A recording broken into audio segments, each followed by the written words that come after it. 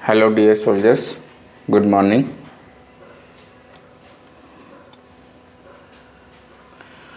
आज से हम लोग स्टार्ट करने जा रहे हैं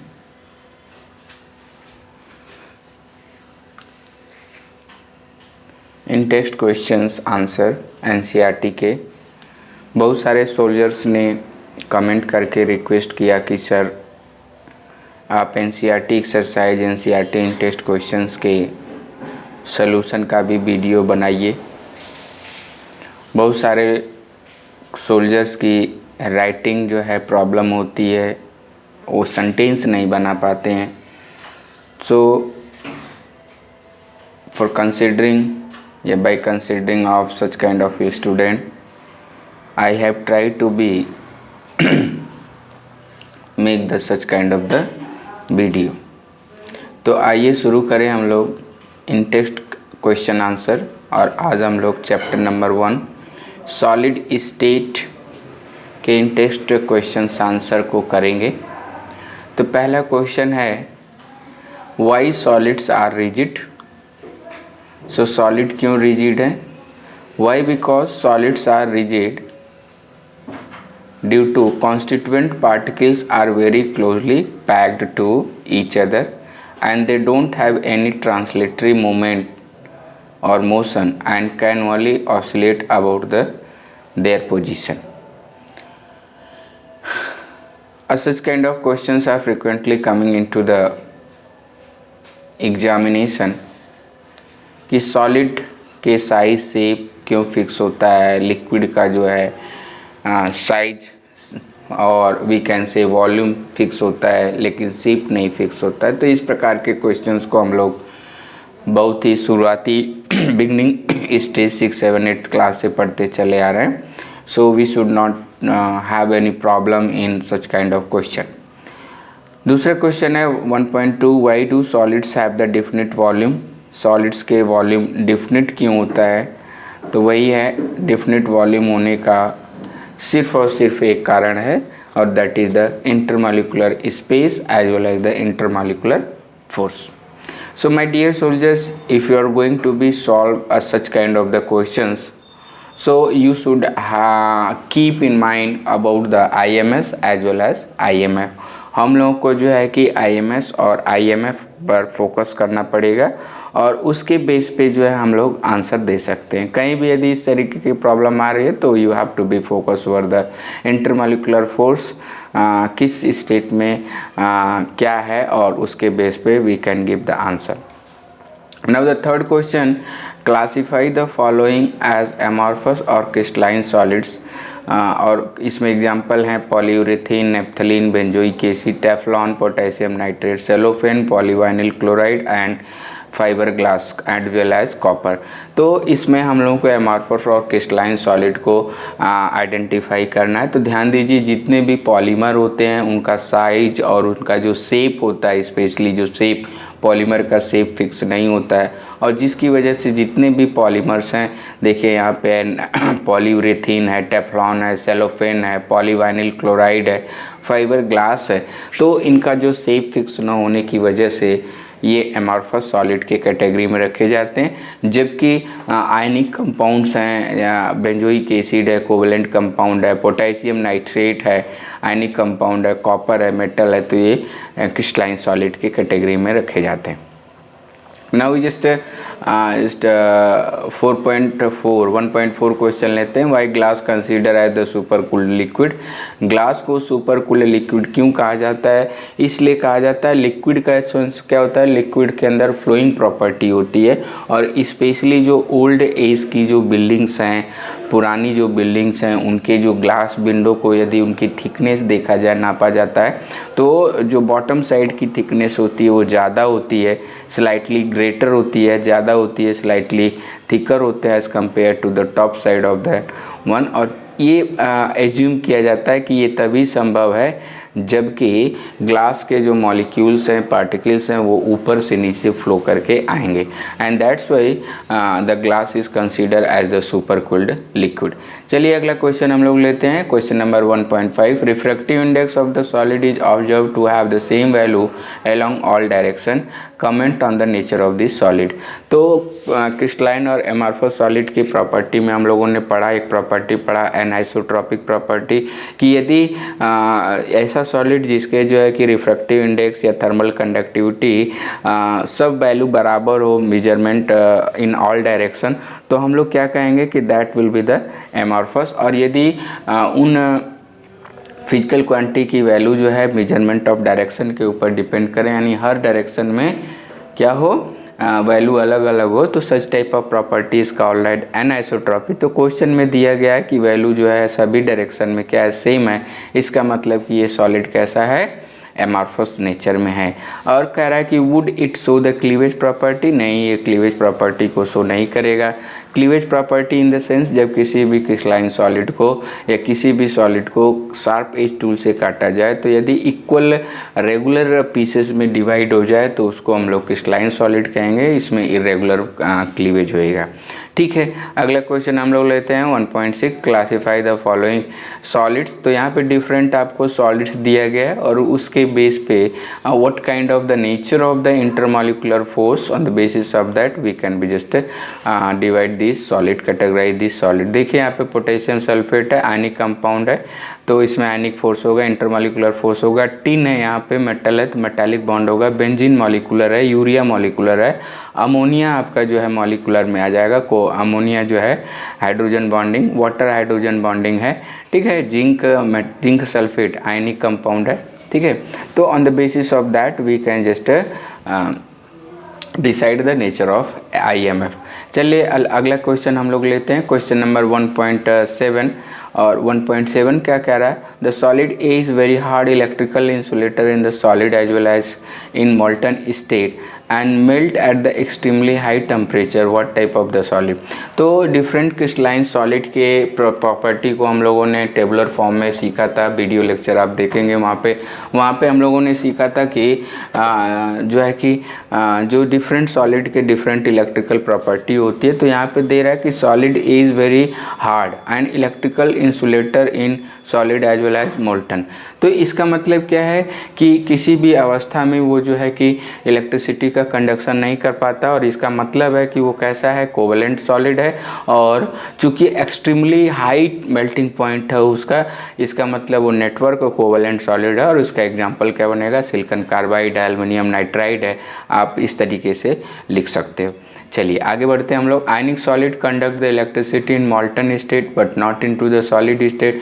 सॉलिड स्टेट में आयनिक कंपाउंड जो है उनके जो आयन फ्री नहीं होते हैं, और मॉल्टन स्टेट में पिघलाने पे मॉल्टन स्टेट में उनके आयन फ्री हो जाते हैं, जिसकी वजह से they can conduct the electricity. चलिए अगला क्वेश्चन हम लोग लेते हैं, What type of the solids are electrical conductor, malleable and ductile। तो ये मेटालिक सॉलिड्स के जो है क्रिस्टलाइन सॉलिड के नेचर होते हैं, ऑलरेडी आप लोग जानते हैं dear soldiers.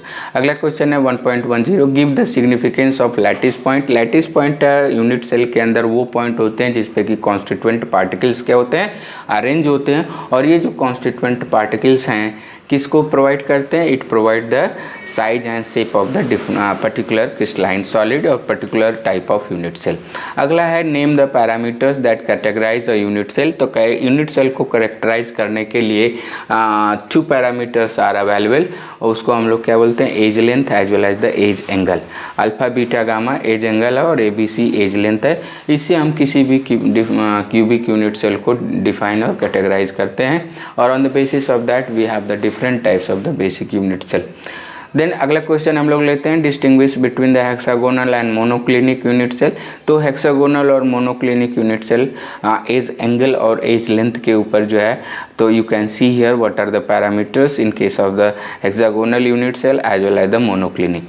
Right now face centred and end centred cubic unit cell. तो फेस सेंटर्ड में हम लोगों ने वीडियो लेक्चर में माय डियर सोल्जर देखा था कि यदि ऐसा यूनिट सेल जिसके सारे कॉर्नर ऑक्यूपाई हो कॉन्स्टिट्यूएंट पार्टिकल से, और साथ साथ में हर एक फेस का सेंटर जो है कॉन्स्टिट्यूएंट पार्टिकल रखता हो, तो such kind of the unit cell it will be called as the face centred. In case of the end centred all corners will be occupied by the constituent particle along with the center of the opposite faces।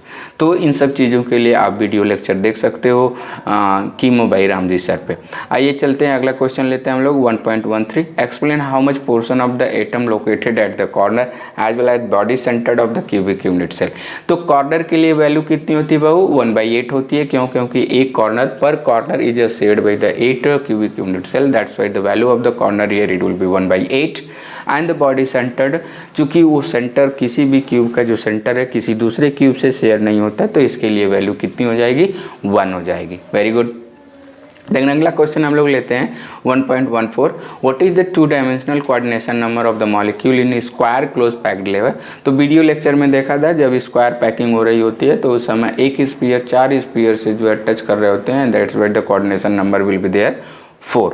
अगला question हम लोग लेते हैं compound forms the hexagonal close pack structure, what is the total number of the void in 0.5 mole of it. तो हम लोग को पता है कि यदि कोई पार्टिकल n हो तो 2n जो है टेट्राहेड्रल वॉइड का फॉर्मेशन होता है और n number of octahedral voids का फॉर्मेशन होगा। तो चूंकि यहाँ पे पार्टिकल की संख्या 0.5 मोल है तो टेट्राहेड्रल जो वॉइड्स बनेंगे वो 1 मोल होंगे और ऑक्टाहेड्रल जो वॉइड्स बनेंगे 1 मोल हाफ मोल होंगे। तो टेट्राहेड्रल प्लस ऑक्टाहेड्रल, चूँकि पैकिंग जब हो रही होती है दोनों टाइप्स के वॉइड्स का फॉर्मेशन होता है, तो total 1.5 mole of voids will be there and 1 mole specially tetrahedral void will form. अगला क्वेश्चन हम लोग लेते हैं, a compound is formed by the 2 elements M and N. The element N forms the CCP and M occupy the 1/3 portion of the octahedral void. What is the formula of the compound? तो इसके लिए देखिए ध्यान से वही formula लगाते हैं हम लोग कि यदि N संख्या है कॉन्स्टिट्यूएंट पार्टिकल्स की तो ऑक्टाहेड्रल वॉइड की संख्या N हो जाएगी, टेट्राहेड्रल की संख्या 2N हो जाएगी। तो चूंकि यहाँ पे N है तो इसको हम लोग 2N मानेंगे और इस 2N टेट्राहेड्रल वॉइड 2N का टेट्राहेड्रल वॉइड का 1/3 पोर्शन जो है ऑक्युपाइड भी किया जाता है M के द्वारा। तो M की वैल्यू कितनी हो जाएगी? दैट विल बी 2N/3 और N की वैल्यू कितनी हो जाएगी? N M/N का रेशियो निकालेंगे so there will be just 3/2 और फार्मूला आएगा N3M2। चलिए अगला क्वेश्चन लेते हैं हम लोग, Which of the following lattice has the highest packing efficiency? Simple cubic, body centred and hexagonal close. तो हेक्सागोनल के अंदर वो क्या होता है? FCC टाइप का यूनिट सेल होता है और FCC के केस में जो है 74% पैकिंग एफिशिएंसी होती है। So hexagonal close packed structure will the highest packing efficiency. Similarly यदि देखा जाए रिवाइज करें तो बॉडी सेंटर के केस में 68% और सिंपल क्यूबिक के केस में 52.4% होती है। आइए देखें क्वेश्चन नंबर 1.18 लेते हैं हम लोग। An element with the molar mass this much form the cubic unit cell with the edge length 0.45 pm picometre. If the density is this much what is the nature of the cubic unit cell. तो इसमें हम लोग density वाला formula लगाएंगे D=Zm/Na × AQ और will just determine the value of Z। यदि Z की value आती है 1 तो सिंपल क्यूबिक, 2 आती है तो बॉडी सेंटर्ड और 4 आती है तो फेस सेंटर्ड। आप करके देखेंगे my dear soldiers. Now will take the question number 1.19। What type of the defect can arise when the solid is heated? तो जाहिर सी बात है यदि हम किसी सॉलिड को हीट करेंगे तो मॉलिक्यूलर एजिटेशन होगा और वहाँ से जो कॉन्स्टिट्यूएंट पार्टिकल्स वहाँ से हट जाएंगे and there will be creation of the vacancy. तो यानी वैकेंसी टाइप ऑफ डिफेक्ट में arise when a particular solid is heated. Which physical property is affected by it? Yes, तो physical property in the sense यहाँ पे बात कर रहा है डेंसिटी का। डेंसिटी अफेक्टेड होगी कि नहीं होगी? डेफिनेटली होगी, क्योंकि यहाँ पे कुछ मास जो है निकल जा रहा है, वैकेंसी क्रिएट हो रही है तो मास जो है घट रहा है। इसका मतलब क्या है कि डेंसिटी विल जस्ट डिक्रीज। कैसे डिक्रीज करेगी? In what way? Already we have discussed here. Now in question number 1.20 what type of stoichiometric defect is shown by this? Zinc sulphide and AgBr। तो इस प्रकार के क्वेश्चन को करने के लिए सबसे पहले हम लोग देखते हैं कि क्या जो कंपाउंड है कॉन्स्टिट्यूएंट पार्टिकल्स हैं उसमें एलिमेंट ट्रांजिशन एलिमेंट है। यदि ट्रांजिशन एलिमेंट है तो वो फ्रैंकल डिफेक्ट शो करेगा और फर्स्ट ग्रुप का एलिमेंट है तो क्या करेगा? स्कॉटकी डिफेक्ट शो करेगा।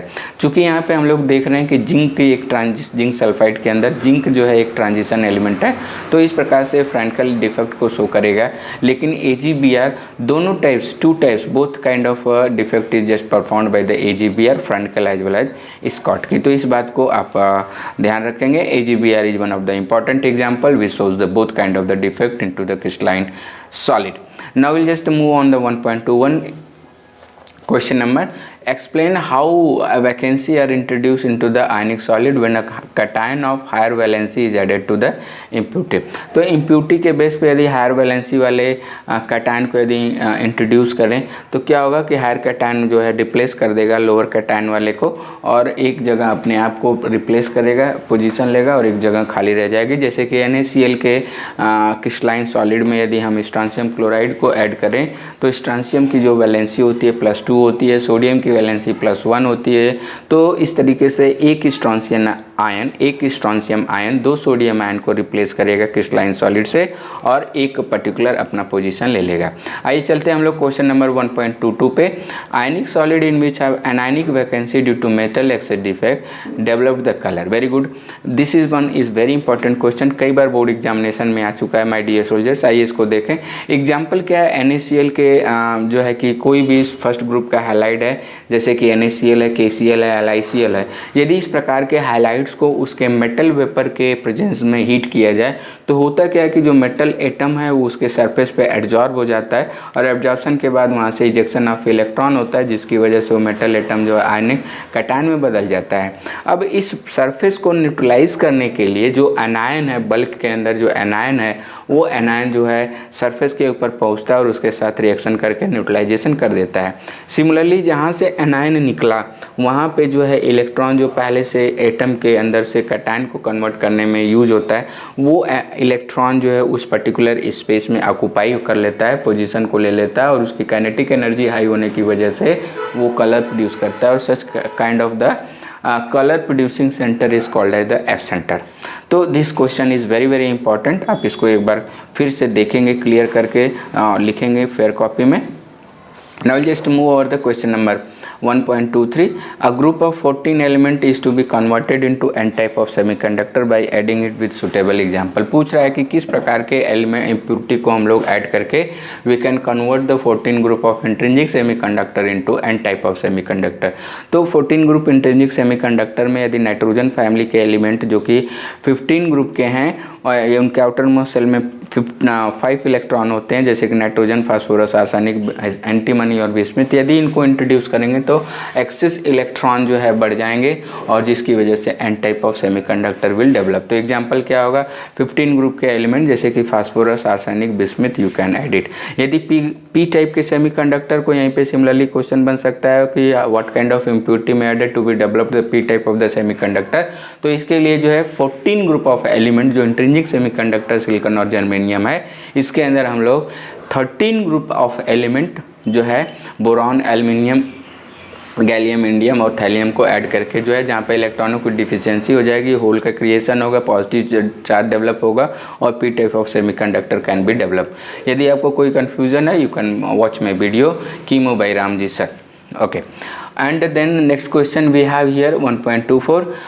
What type of the substances make the better permanent magnets, that is ferromagnetic और फेरीमैग्नेटिक। तो यहाँ पे हम लोग देखना चाहेंगे कि इन case of the ferromagnetic substances जब हम लोग उनको एक्सटर्नल मैग्नेटिक फील्ड में रखते हैं तो जो डोमेन है वो सारे से सारे डोमेन एक ही दिशा में अलाइन हो जाते हैं, कंट्रोल हो जाते हैं, जिसकी वजह से मैग्नेटिक फील्ड जो है स्ट्रॉन्ग डेवलप होता है, स्ट्रॉन्ग मैग्नेटाइजेशन होता है, और मैग्नेटिक फील्ड हटाने के बावजूद भी उस पर्टिकुलर सब्सटेंस के अंदर डोमेन का डायरेक्शन बदलता नहीं है, रैंडम नहीं होता है। और इस तरीके से हम लोग कह सकते हैं कि ferromagnetic substances are better to be create the permanent magnet as compare to ferrimagnetic substances. So my dear soldiers, we are stopping here. I hope that you have enjoyed this particular specific video of the INTEST question answer of the solid state. और आप इस lecture को आप इसके जो है particular video के lecture को आप जो अपने फेयर कॉपी में असाइनमेंट में बनाएंगे। एंड इफ़ एनी डाउट और question doubts if you have, so you can watch my video. Otherwise if you are just after this यदि कोई भी डाउट और प्रॉब्लम है तो you can contact my on contact number, that is 7880882988। आज के लिए इतना ही। Thank you very much, bye bye.